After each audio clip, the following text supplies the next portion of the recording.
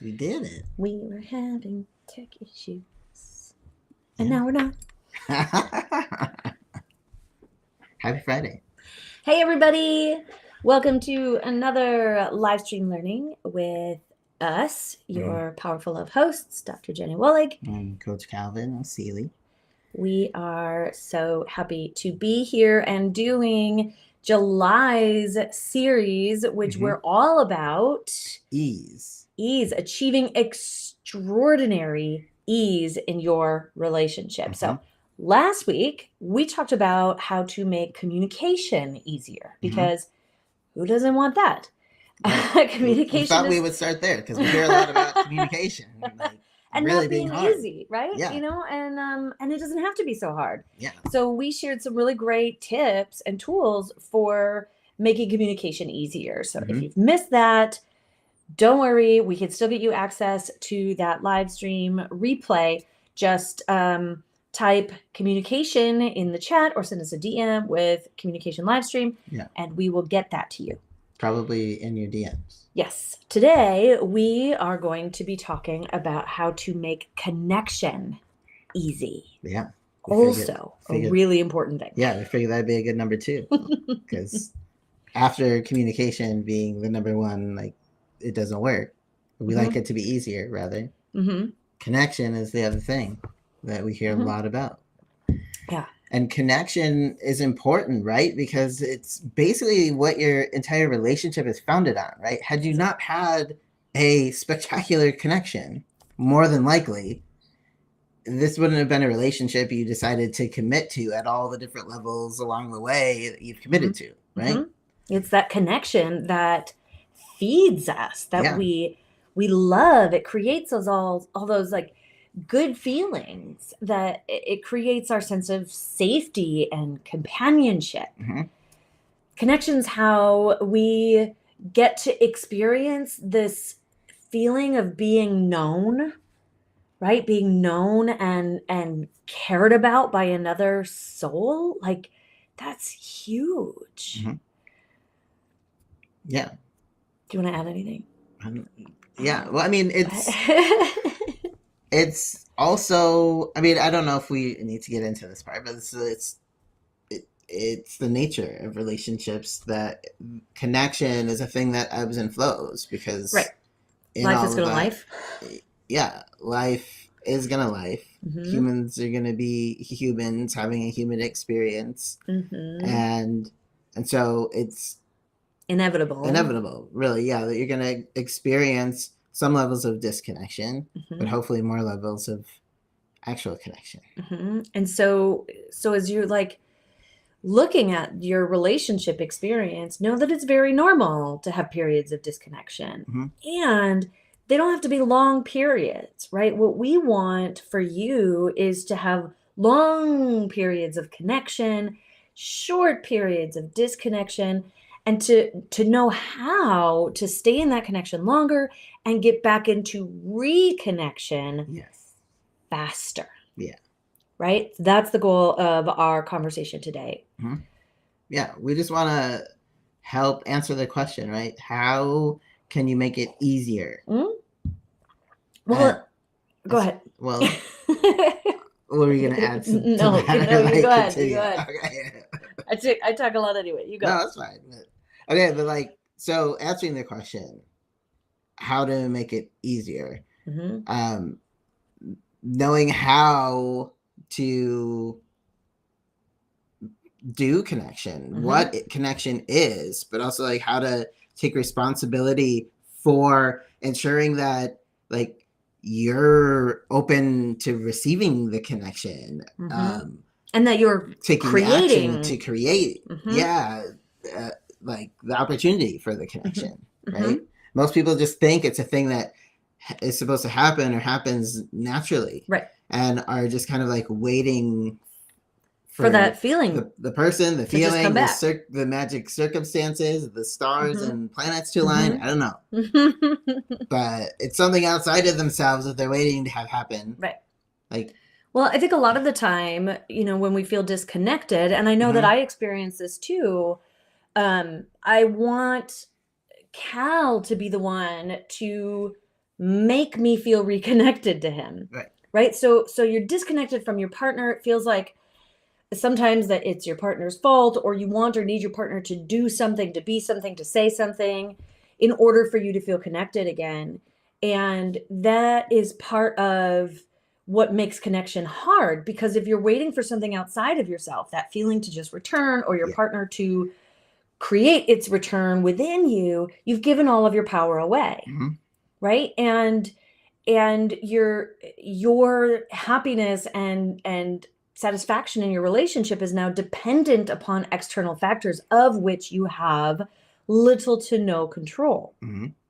So that's the hard way, right? And it doesn't honor that you have some ownership in the connection piece, right? Like there's two people in connection. Well, and each of you are representative of like 50% of the equation, right? So right. It's like, and then some, because you influence the others. There's influence. So here we're inviting you to own your 50+% of the connection, and learn some, we'll get into this in a moment, learn some ways that you can take responsibility for nurturing the connection and returning the connection when there has been a disconnection. That's how you make it easy. When you take responsibility for this job and have some know-how, some awareness about what you can do to help create this connection experience. So how do you do that, right? Like let's talk about staying in connection first. How do you prolong the experience of connection so that you can stay in that good feeling place with your partner? Yeah. And, we use this sort of, formula as really the recipe for any kind of change or any sort of like, the journey from where you are to where you want to be. Sure. Is that it? I think that's part of it, but change. Yeah. Change in general. My brain is like, well, it all kind of just ties back to change. So we'll just like summarize it as change. But it starts with the decision. I think it's an important element to it. Like deciding that this is a thing that you want. Yeah, you have to set the intention. You have to. I want to stay in connection. I want to keep with that our decision. Connection strong. Yeah, the intention. Exactly. And then with that intention, putting your attention toward it, right? Like, okay, so now how does that influence how you behave, how you show up, how you respond? How am I feeling in terms of connection? What's the most recent thing that I did to foster connection? What's going through my head about my partner and my relationship right now? Is that supportive of connection, aligned with connection? Like it really does take attention, i.e. energy, right? That's the thing, right? People say relationships are work. I don't like calling them work. I don't like calling them hard. We call them energy, right? Like relationships take energy. Yeah, they also can give it. They give a ton of energy, and the sweet spot, my friends, is like, and the secret that a lot of people I don't think know, this is bonus material for us, is that when you put the energy into your relationship to like build momentum and ease, it takes less and less and less energy to do the same things, to get the same outcome. Yeah.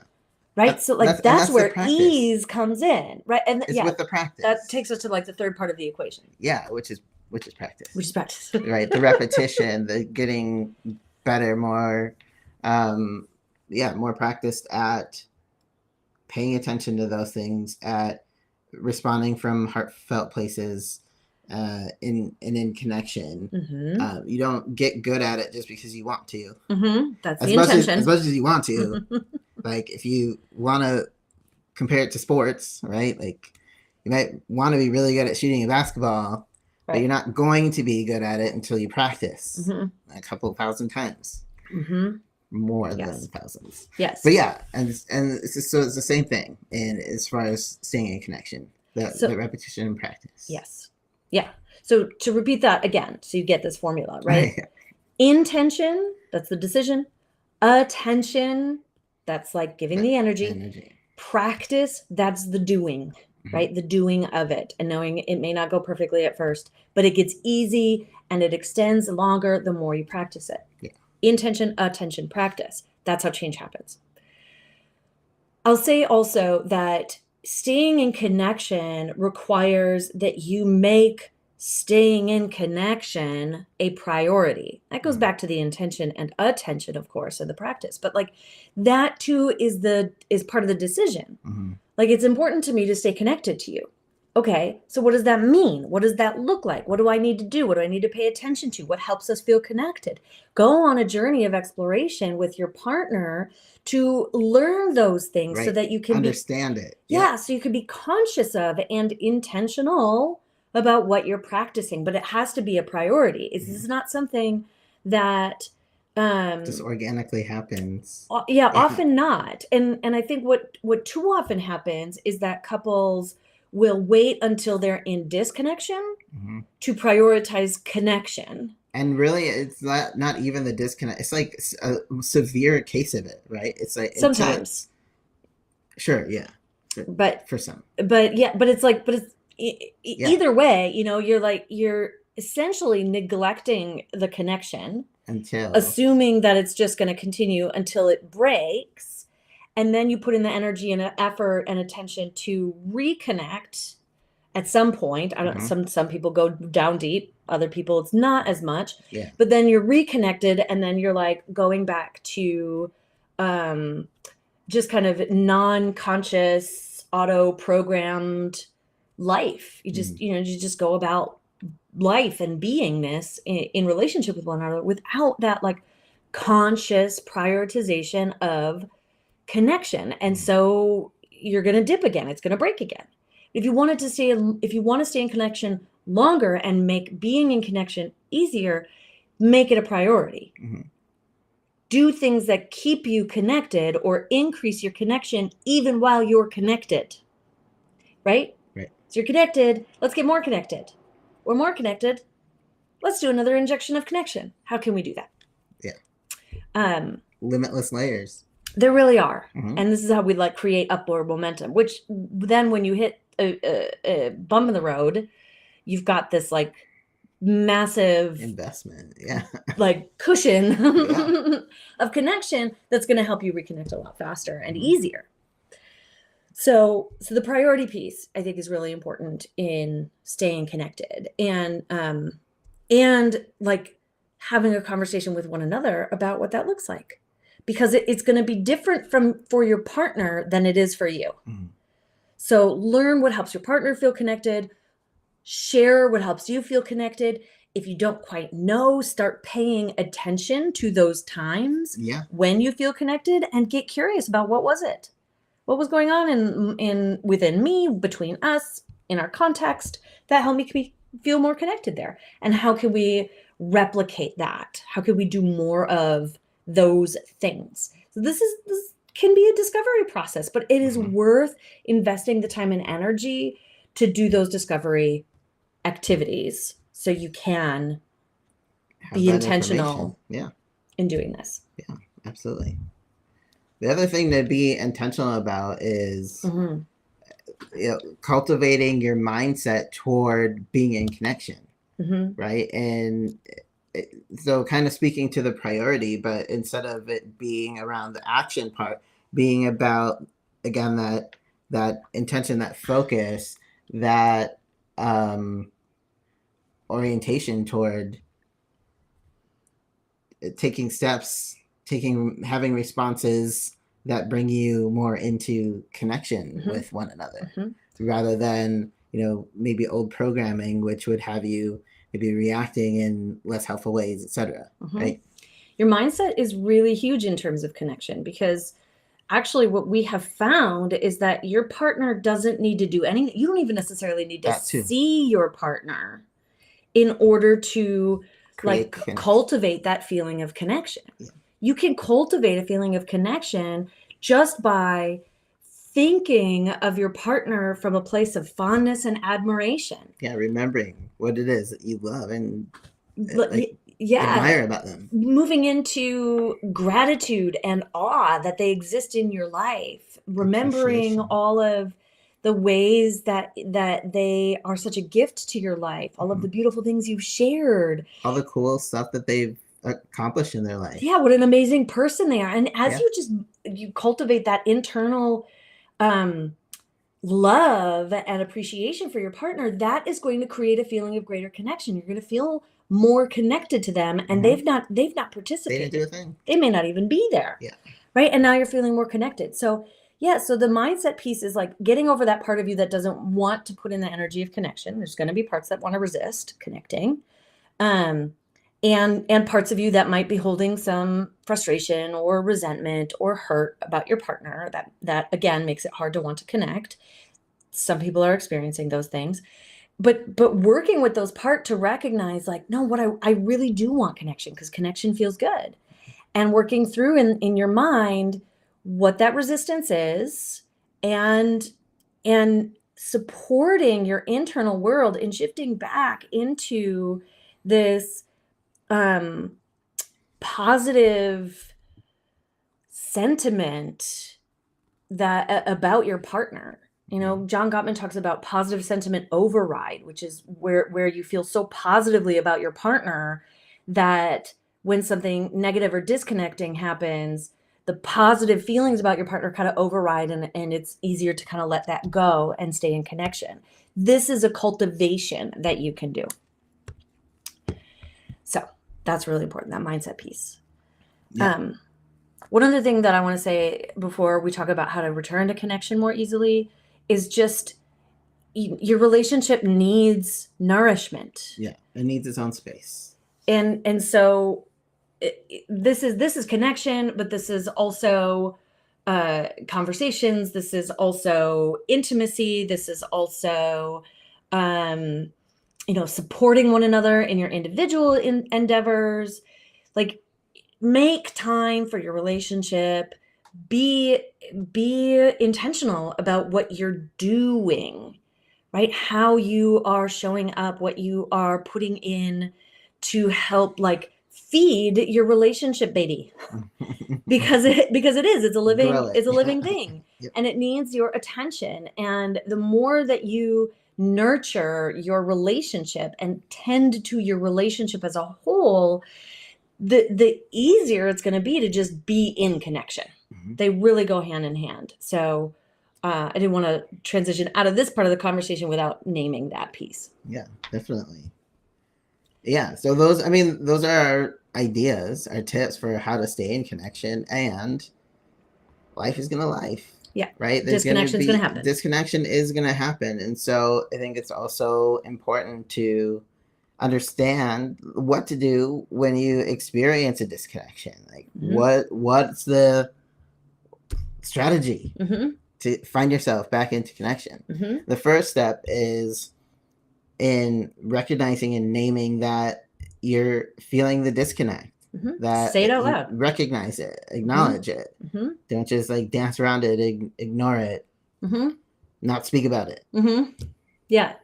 You can acknowledge it for yourself, right? Like, I'm aware that I'm feeling disconnected. And then you could start asking, how can I participate in like cultivating the connection between us and reconnecting with my partner? How can I take the next step to bridge the gap so we feel more connected? And sometimes it also helps to name it out loud to your partner, to say like, hey, I'm not feeling very connected to you, or my love tank's low. And so you can invite them into a collaboration with you about what to do about it. What can we do about it? How can we reconnect? Mm-hmm. What would help us reconnect? Exactly. And now you're not doing it alone. So you have the responsibility. You alone can do it. You can't do it alone. Which is also to say that if you are on the receiving end of your partner making a bid for connection, your work is to receive it, mm-hmm. allow it, even if you've got parts of you that are still like grumpy or defensive or have your walls up or are a little shut down. Like, your receiving of a bid for connection is crucial mm-hmm. for the ability to return. Yeah. Right. Otherwise, like when we reject our partner's bids for connection, it expands and deepens the disconnection. It can start to erode trust and safety in a relationship. So that is a really key piece. Yeah, for sure. So the other way to return back into connection after a disconnect is to also set the intention, right? Decide that it's a thing that you want to do. Mm-hmm. And then do it. And then do it. Right. So don't wait for them to do it. Yeah. You can make this decision. You're just as empowered. Yeah. If you're the one who recognizes it. Yeah. Your partner might not even recognize. Mm-hmm. Maybe they're the avoider. Yeah. So you're becoming aware of the disconnection. Mm-hmm. You're naming it for yourself and possibly to your partner. You're then deciding, see the similarities between the two, by the way, of staying in and getting back into. You're deciding that you want to reconnect, and then you are taking action to make that happen, mm-hmm. right? This and again, we're talking about your responsibility. Yes, your partner could be doing the same thing, but you can't control your partner. Trust that hopefully they listen to this too, that they share this video with them. But ultimately focus on you. Mm-hmm. Do what you can do your part. The only thing you can control. And part of what we can control is our story. So remember, again, what we were talking about earlier in terms of like what's going on in your mindset, how you're thinking about your partner. A lot of time disconnection comes from the thoughts we're having, the stories we're telling about what's going on between us and our partner, or do they love us, or even just the story of like, oh, we're so disconnected, we never get to see each other, right? You're not paying attention to the moments of connection that you do have. Mm-hmm. I don't care how busy you are, you can still stay connected, because that's an intention and a mindset thing, and a decision that you can both make. Like, let's stay together. Let's allow the little kissy text message you sent to mm-hmm. count for connection, right? So you can start to look at different information, pay attention to how are we connected? Where are we connected? Right. Where are those openings? How can I feel good about my partner? Because when you're feeling yucky about your partner, it's hard to feel connected to them. You actually don't want to connect to them, or some part of you, right? Because there's a part of you that doesn't feel good about them, doesn't feel loved by them, doesn't like them right now, whatever it is. So for example, back in the day when Cal and I were just starting to make our shifts from like horrible to better, there were lots of moments where I felt disconnected and frustrated with what he would say or do or not say or not do. And I started to play this game with myself whereby when I would notice myself feeling frustrated or upset with something that he was doing, when I would notice myself moving into disconnection or being in disconnection, I would practice like thinking about things that I appreciated about him, things I was grateful for, things I loved about him. Because I'm a words person, I often would say it out loud. So like I'd be in a grumpy energy, and then I would force myself to say like, I really appreciate that you love me, or I'm really glad that we are together, or you are really beautiful to me, or, whatever it might be. And sometimes I would just stare at him. It took a while before I admitted what I was doing when I was staring at him, but I would just stare at him. And as I was staring at, I was trying to connect with like really seeing him, like really seeing his essence, his soul, his beauty, his potential. And he was like, why are you staring at me? It's a little uncomfortable. But really what it was going on internally for me is I was not actually feeling very good about our relationship. And I was choosing to like connect with what did feel good. Mm-hmm. When we don't feel good, you don't want to look at someone. You don't want to make eye contact. Like I was like, all right, look at him. You love him, even though you maybe feel disconnected. Remember. And so that's part of like the shifting of your story, shifting what you're thinking about, shifting how you're focused and the meaning mm-hmm. you're making of what's happening and exactly. what happened. Yeah. Exactly. So those are our tips for returning to connection more easily, right? Okay. Name the disconnection, set your intention to reconnect, and then take the action to do that. Yep. And pay attention to your story.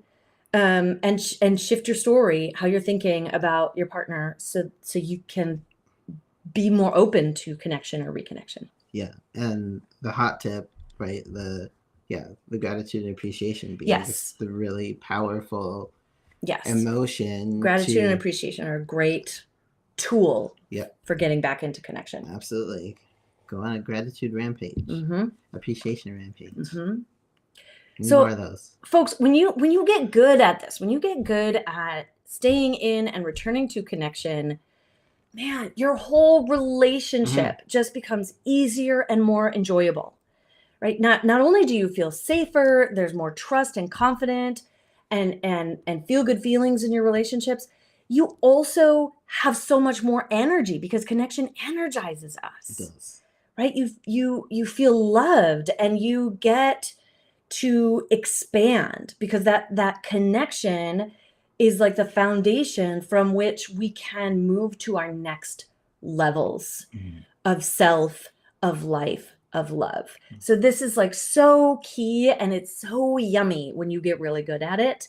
I highly recommend prioritizing it and like doing this work.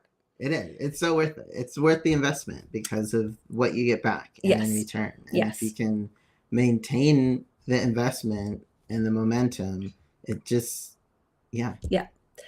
like you said, the higher levels of expansion. It just, it's so good. Can't imagine the journey until you go on it. So, in part, you got to take our word for it. Yeah. But I'll say too, like our clients experience this also. And in fact, the connection, the learning how to be in connection and return to connection, it has saved marriages. So for example, one couple that we worked with, C and J, we'll call them, started out highly disconnected. Right? They hadn't had sex for about a year. There was very little expression of affection, particularly from Jay, who wouldn't even say I love you to his wife. Their communication was super tense. They didn't spend a lot of time together, weren't having fun together, right? So that like the disconnection was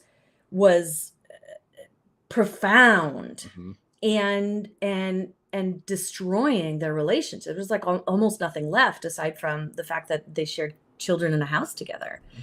But as we focused on the importance of connection and leaning into the resistance to it and learning how to do it and helping C make it easier for J to move toward connection and like connecting with the motivation, the wanting of connection and why it's worth it. And they started doing this. It completely transformed their marriage, saved their marriage. And now they get to, feel so much happier, have so much greater ease, enjoy spending time with one another. They're having sex. They're saying, I love you. It's like that was the piece that took them from being on the brink of divorce to feeling solid together 20 years and like knowing that they can continue in this relationship happily. It was really so amazing and miraculous. And connection was the key. Yeah. So we know we're going a little overtime with you, but if you are feeling called to work with us, we want to make a really special invitation to you, particularly where connection is concerned. Yeah. As you may, if you've been following us for the last month or so, we've been branching out into retreats. We went on a retreat of our own. But yeah, we have some tangible steps toward creating and bringing to life our retreats. Yes. And really our goal with them is for them to be a really great way for y'all to improve aspects of yourselves, of your relationship, to expand into like your next levels, growth levels and layers and like authenticity, right? To strengthen the connection that you have between the two of you. And with yourself. And within yourself. With spirit, right? With nature. All of it. Retreats, the connection piece of retreats is just so beautiful. What can happen in terms of connecting. Yeah. And we're really excited to be able to offer that in an intimate way, like a small group of couples, on a beautiful life life enriching retreat experience. So our goal is to host at least 2 retreats a year, possibly more. And we're looking at Costa Rica for our first retreat. So if that has appeal for you, definitely think about this. Our retreats are for couples who really know that they want to be together and are looking for that opportunity to reconnect, rejuvenate, and grow. We want to offer plenty of opportunities for relaxation and free time, as well as adventure, culture, wellness experiences, and most importantly, those experiences of deepening the connection, intimacy, and love in your relationship. The investment is going to be somewhere in probably the $8,000 to $10,000 range for a 5-day experience. And so again, we don't have dates set. We don't have specific location yet. We are still building it. If this retreat, either in Costa Rica or elsewhere, if going on couples retreats with us is something that you have interest in, please comment or DM us with retreat so we can add you to our list and make sure that you are the first to get the information when it is available. Because these retreats are not going to be, 20, 40 couples. These retreats are going to be 8 couples, probably 8, probably most at most 8 couples. So that you have opportunities to get some specialized attention and space in the experience for yourselves and your relationship. So we want to give you the opportunity to be the first to know and book in before they sell out. If you're interested in working with us to support you in powering through any problems that you're having, or just taking your relationship to the next level, then comment or DM with Custom VIP. Right now, we are offering really awesome custom VIP packages. I don't know how long we're going to do the customs, but they're working really well for the clients who are taking us up on these.